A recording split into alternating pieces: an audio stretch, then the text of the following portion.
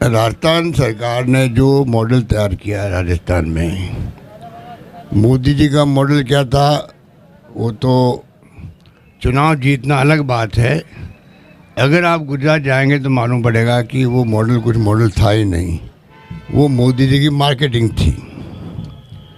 और हमारा जो मॉडल है, मैं आप सबको आग्रह करूंगा, जिसमें आपकी रुचि हो आप मुझसे मिलिएगा अलग से।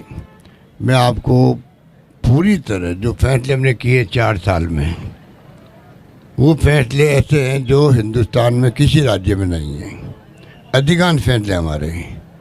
आपको उसमें आर्टिकल लिखना हो, आपको उसको समझना हो, तो मैं समझता हूँ ये भी सामाजिक सरोकार होगा और पब्लिक इंटरेस्ट में होगा।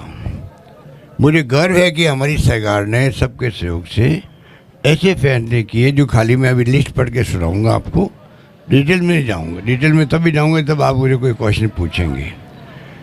और भी है इसके अलावा भी, पर जो कहने का मतलब है कि एक के बाद एक अच्छे फैसले हुए हैं और पूरे देश में कई फैसलों की चर्चा भी है, जिसमें चिरंजीवी योजना भी आती है, इंदिरा गांधी रसोई योजना भी आती है, 8 रुपये में भोजन, 17 रुपये सरकार देती है हर थाली पर, सब्सिडी दे रही है। और इंदिरा रोजगार योजना भी आती है, नरेगा के पैटर्न पर 100 दिन की गारंटी की योजना।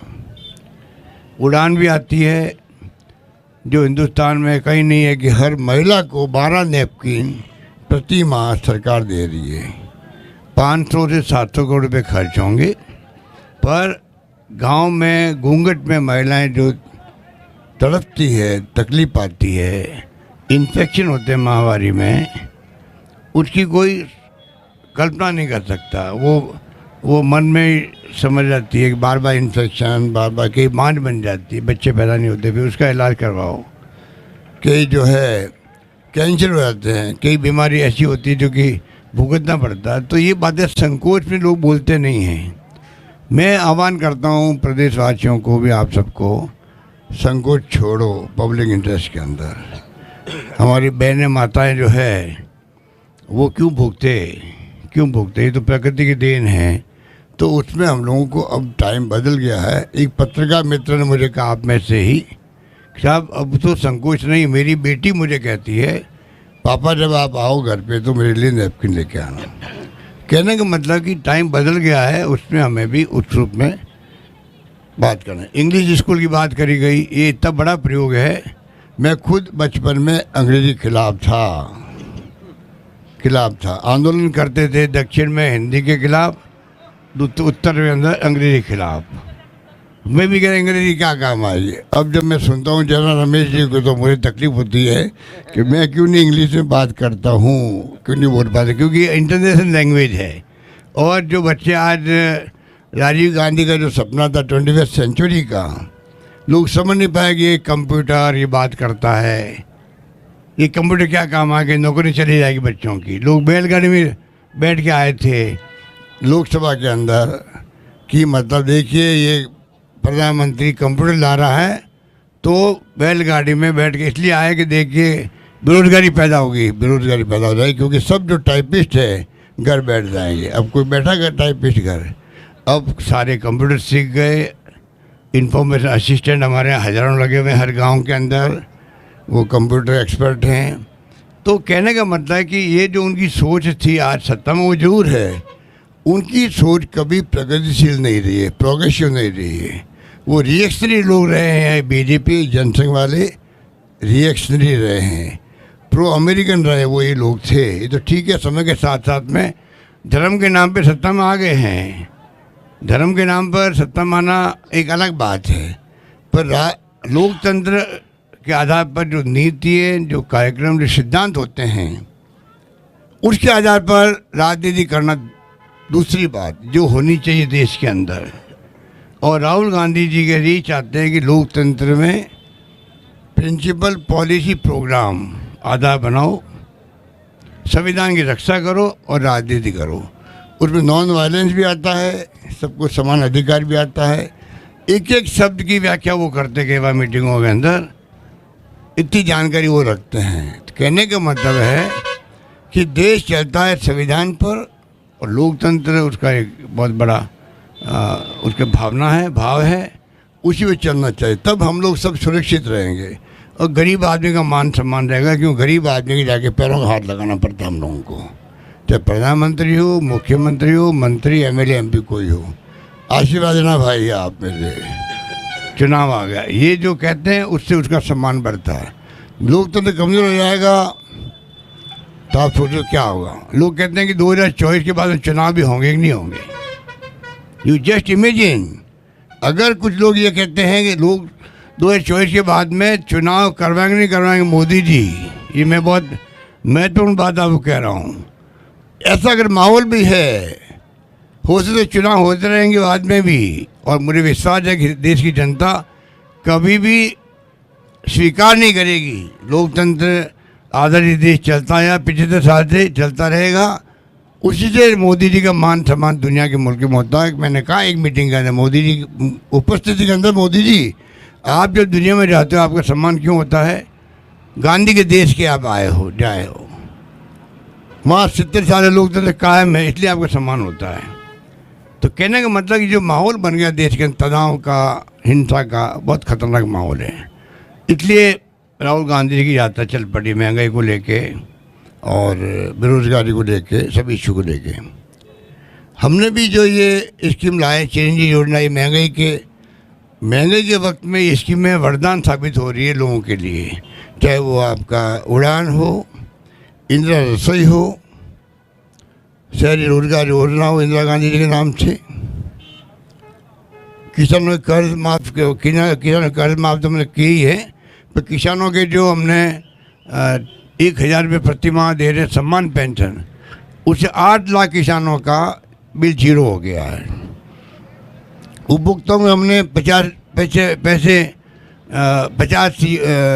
यूनिट समाप्त की है, फ्री कर दिए, 50 यूनिट ऑनली अभी, और साथ में 150-300 यूनिट तक रेट कम कर दिए। उससे आप देखिएगा 42 लाख लोगों का बिल जीरो हो गया है राजस्थान के अंदर। तो ये क्यों है? महंगाई के वक्त में बहुत बड़ी राहत उनको भी है। इस प्रकार से हमने, आप देखिएगा पर्यटन जो है, पर्यटन के क्षेत्र में हमने बहुत क्रांतिकारी फैसला किया है। पर्यटन को राजस्थान में उद्योग का दर्जा मिल गया है अब।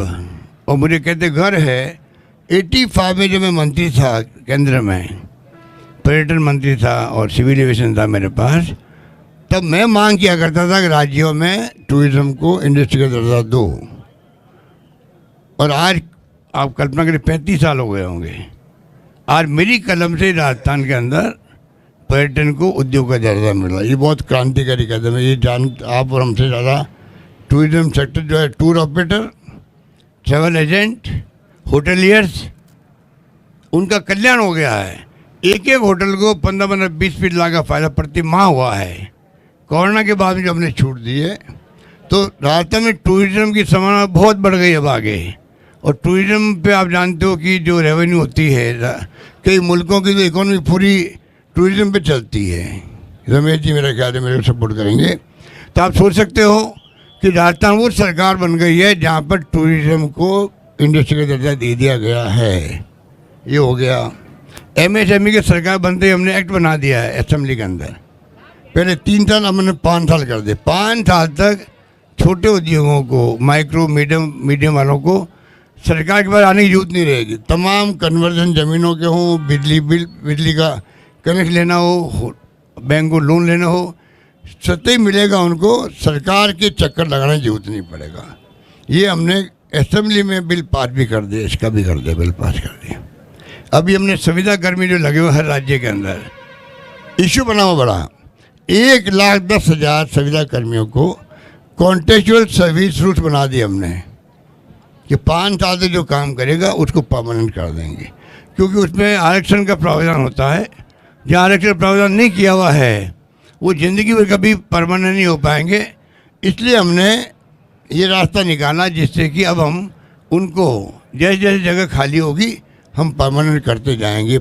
उस प्रोसेस को पूरा करके SC ST OBC का आरक्षण है, उस प्रोसेस को पूरा करके वो ज़िंदगी भर के लिए हो जाएंगे, परमानेंट हो जाएंगे।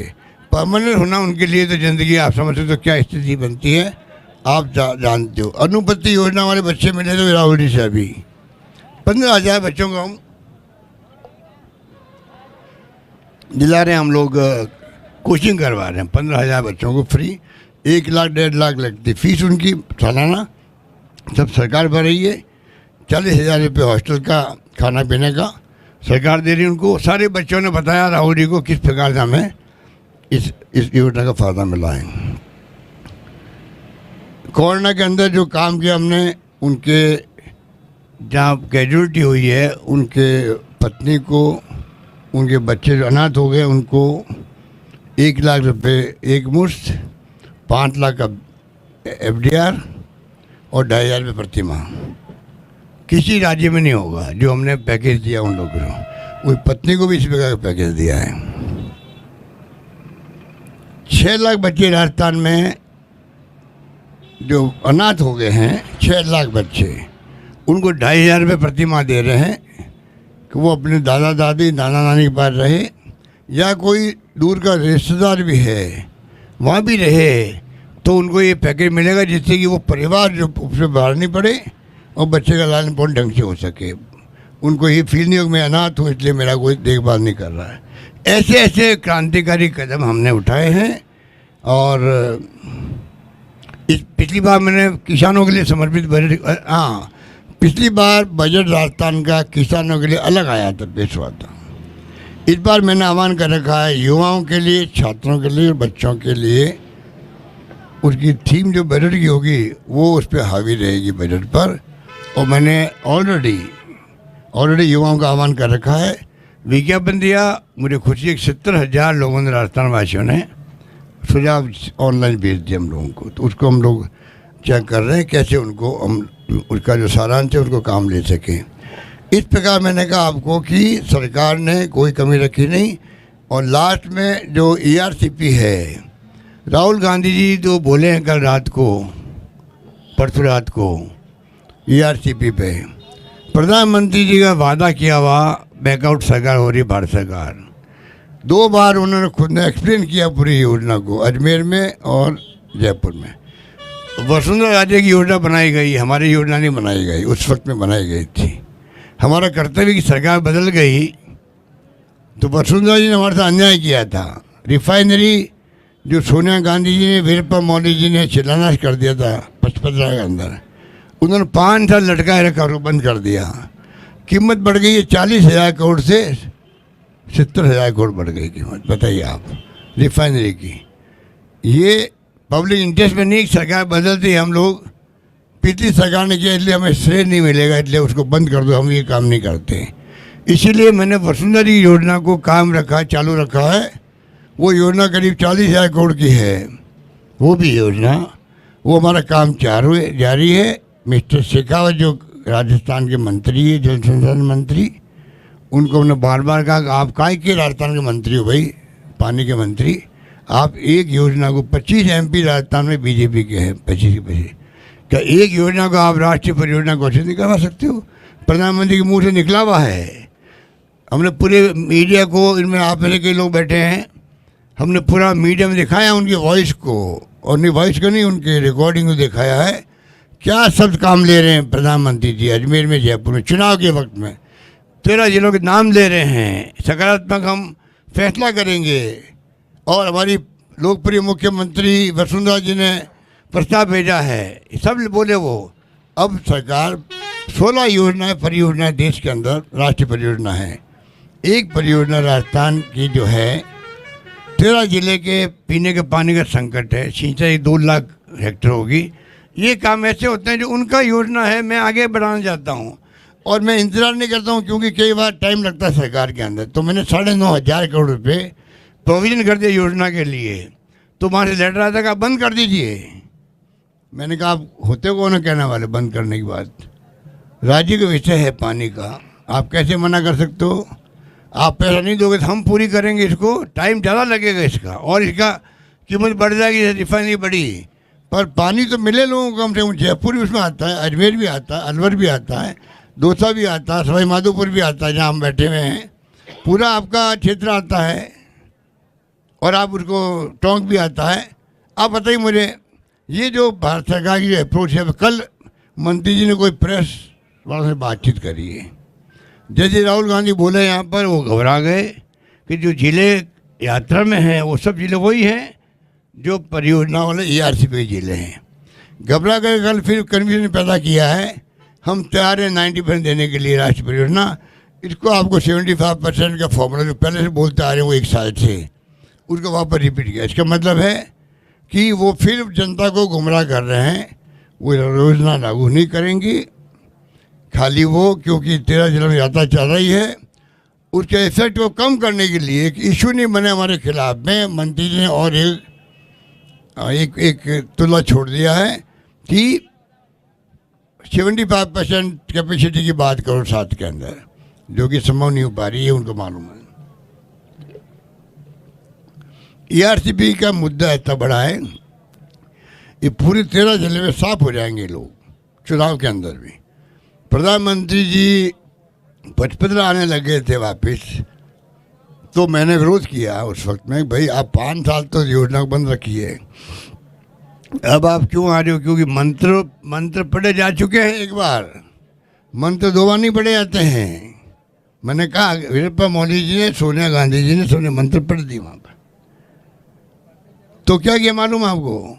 नए तरकीब निकाली, शिलान्यास की बजाय लिख दिया कार्य के शुभारंभ के अवसर पर प्रधानमंत्री आएंगे। मतलब 5 साल तक तो काम बंद पड़ा है, अब शुभारंभ अब हो रहा है, इस प्रकार से प्रधानमंत्री वहाँ आए। तो ये नौबत फिर कहीं आएगी। मैं उनको आग्रह करूँगा, ये हमारा कोई, ये सवाल तो पब्लिक इंटरेस्ट का है, इसको कृपा करके ERCP को राष्ट्रीय परियोजना घोषित करो और 90-10 का फॉर्मूला लागू करो। इस प्रकार और भी कई बातें हैं, मैं आपको खाली इतना कहना चाहूँगा कि कृपा करके। अब मैं जो आपको बार बार कह रहा था, universal health, right to health का एक्ट हमने प्रस्तुत कर दिया है असेंबली के अंदर, ऑलरेडी प्रस्तुत हो चुका है, एक्ट बन रहा है। उसमें प्राइवेट सेक्टर वालों ने ऑब्जेक्शन किया, हमने कहा इनकी बात सुननी चाहिए। हमारी सोच ये रहती है कि जो स्टेक होल्डर है उनकी बात भी सुन रहे हम लोग, तो हमने थोड़ा उसको सेलेक्ट कमेटी भेज दिया। अब वापस असेंबली आ रही है, वापस उसको हम टेकअप करेंगे। कहने का मतलब ये है कि हम चाहते हैं कि अब ज़माना बदल गया है, सबको कम से कम हर इंसान को, इतना महंगा इलाज है, घर बेचना पड़ता है, गहने बेचने पड़ते हैं, गिरवी रखने पड़ते हैं, कर्जा हो जाता है इलाज का, 1 लाख 2 लाख तो मामूली बात, 3 लाख। हमारे यहाँ संस्कारक माँ बाप बीमार पड़ते हैं, बचेंगे नहीं, डॉक्टर कह रहा है, तो भी हम 1 लाख 2 लाख 3 लाख खर्च कर देंगे कि नहीं मेरे माँ बाप बचने चाहिए। ये हमारे संस्कार है हिंदुस्तान के अंदर। वो कर्जा लेगा, मकान बेचेगा अपना। अब हमने फ्री कर दिया सब इलाज, पूरा फ्री।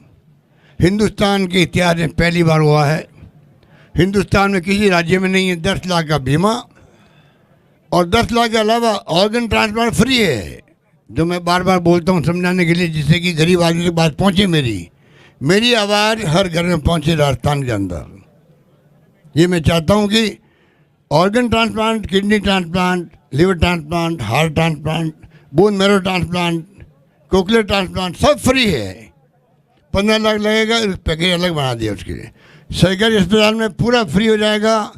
प्राइवेट में जाओगे तो ही आपको, 15 लाख 18 लाख का जो पैकेज वो मिलेगा आपको, वहाँ भी मिलेगा आपको। कहने का मतलब ये है, इतनी बड़ी योजना साथ में लिंक कर दिया, 5 लाख का बीमा कर दिया मृत्यु होने पर, कोई डूब जाए, एक्सीडेंट हो जाए, तो इसी योजना का पार्ट है, सीएनजी योजना का पार्ट है।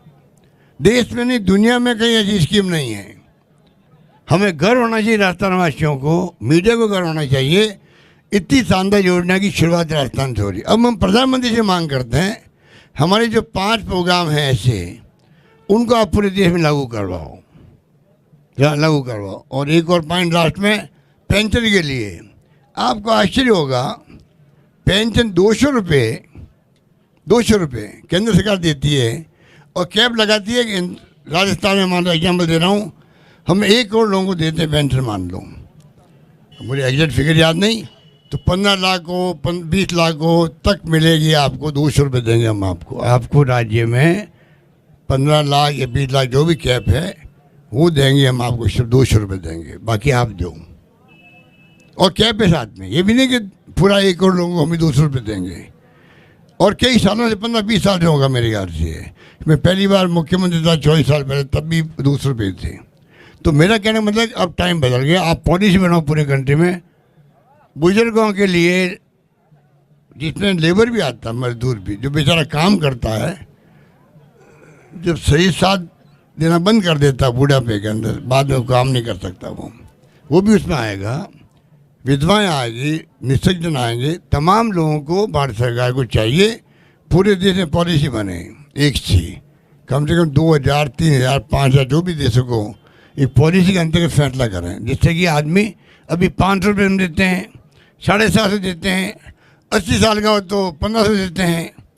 ये सिस्टम सोशल सिक्योरिटी के दुनिया के मुल्कों में है, वहाँ हर परिवार को वीकली पैसा मिलता है आराम ज़िंदगी जीने के लिए।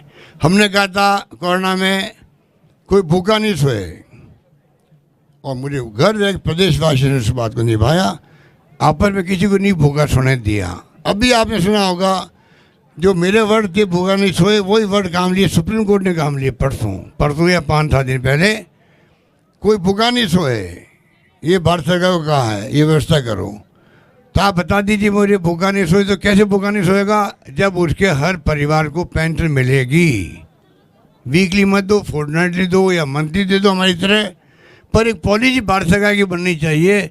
आदमी इंसान कम से कम भूखा तो नहीं सोए, मिनिमम मतलब हो, और वो कुछ दो नहीं दो अलग बात है, 2 जून की खाना तो खा सके कम से कम आदमी।